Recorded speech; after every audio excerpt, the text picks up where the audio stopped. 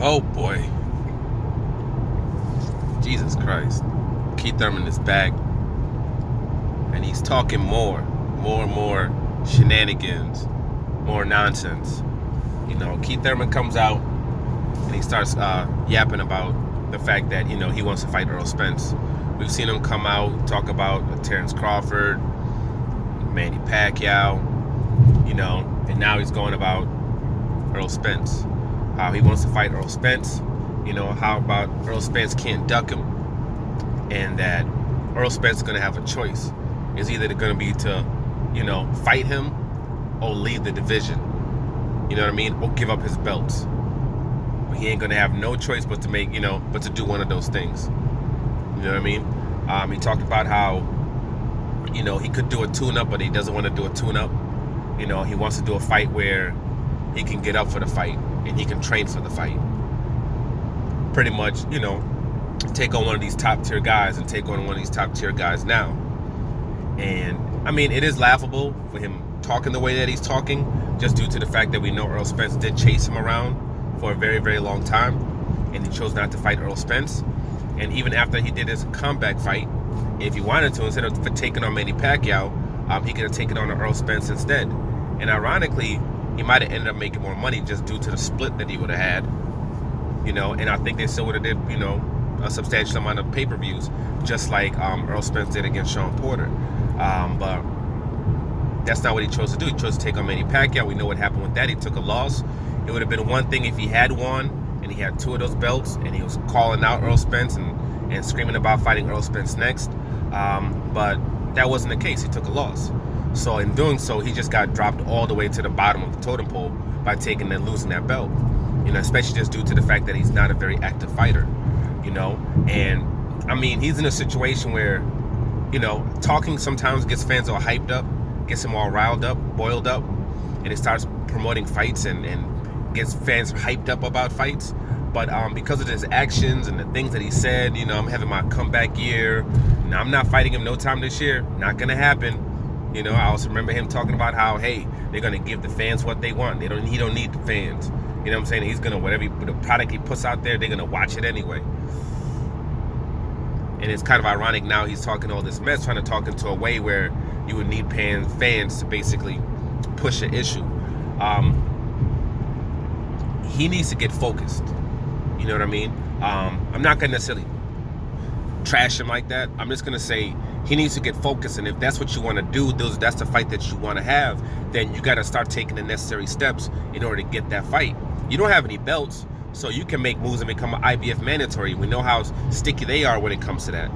You become the mandatory, they're going to push that mandatory, and you can actually put him into that situation. But you have to first start by actually fighting. Number one, get into shape. Dude looks like he's 385.6 pounds. He's monstrous. He looks like if you take a needle and you prick him, he's going to fly away. All the air just goes out of him. He's big. How about getting into a gym? Look at Earl Spence. Earl Spence putting out pictures. He's in shape, 8-pack, super shape. He's been in the gym training. He's ready to go. He's ready to go. And this is a guy that just, had got into a car accident, all this other stuff. And look at him. He did his rehab. He's been in that gym. He's been working his tail off. And he's in shape and he's ready to go. That's how Keith Thurman should be right now. Keith Thurman should be in super shape right now. Because in doing so, then you can show pictures and fans can be like, whoa. Okay, we got one time back. Okay, he's ready. Then after that, you should have, had your fight, whatever fight it is. Have that fight. Get that out the way. Then after that, take on a Sean Porter. Take on a Ugas. And then automatically put yourself into position where you get that fight. Because right now, Earl Spence, we know, is taking on Danny Garcia, who's got some victories after his loss that he had. And it's going to be a good fight that's going to do good numbers. We know Manny Pacquiao's probably taking on a Mikey Garcia in a fight that's going to do good numbers. And then after that, we see them having a collision against each other. So that's at least, so you're looking at 3 fights away. And no one's going to expect either one of those guys to face you. It's not something that they're going to be looking forward to or going to be pushing for. Even after those 2 fights are done, they're still not going to push for it. They're going to want to see the Terrence Crawford undisputed. I just don't think it's going to happen. So because I don't think it's going to happen, I think you need to get yourself into position, where you can get a fight. So Sean Porter doesn't take that fight away from you. So Ugas doesn't take that fight away from you. Because after those 2 fights, that's a person I see Errol Spence probably fighting. I don't see that Terrence Crawford fight happening. I don't think Terrence Crawford team's going to agree to the things they're going to have to agree to. After Errol Spence has 2 more great pay-per-views, high-selling pay-per-views, and Terrence Crawford isn't able to put up any kind of numbers, probably not even going to be on pay-per-view. Because of that, the number he's going to have to take in order for the fight to happen, I don't see his promoter taking that. So I don't see that fight happening. So do what you need to do to put yourself into the space to get that particular fight. All that talking especially for someone like you, it's not going to help you. Fans are not going to care. Fans are not going to sit there salivating. Fans are not going to sit there hyped up. Fans aren't going to be sitting there pushing the fight. You're in the bottom totem pole. We're looking at Danny. Fans want to see Manny. Fans want to see Terrence Crawford. These are the fights that fans want to see. These are the fights that fans want to see. So, don't know what this guy's going to do. I'm not sure even when he's going to fight next because he's talking a lot, but I wouldn't be surprised if Keith Thurman doesn't fight at all in 2020. I wouldn't be surprised if Keith Thurman doesn't even come back to boxing till the summer of 2021. I would not be surprised whatsoever. You know what I'm saying? This is a guy who likes to lay back. He likes to chill. He likes to eat. He likes to just hang out with his family. He likes to do the flute, do his Zen thing. That's what he's about. He's not necessarily into boxing like that. He's into boxing when it comes to getting a check. Even after he had a fight with Josecito Lopez and he had that rough, tough fight, you would think he'd be like, yo, F this. I got to stay in shape. I got to stay focused. And you'd figure he'd be right back into training. Let me take a week off, stay on my diet. Maybe increase my calories up a little bit, but keep it smooth. So I don't gain a substantial amount of weight, only gain like 10 pounds, something like that. And then after a week of relaxing, kind of lightly get back into the gym.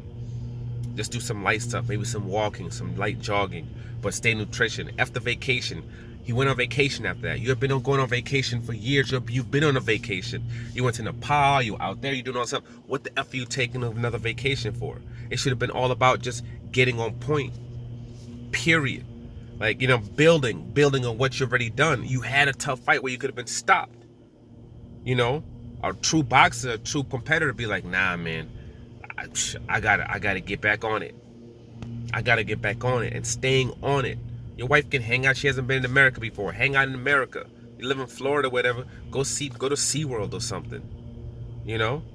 Go to Six Flags or something. Do that. But stay focused on what you need to stay focused on. But unfortunately, that's not what he did. He blew up. He even said himself, like, oh, he had to catch himself because he had gotten so big and he had to start losing weight and die. That should never happen if you're really about that life.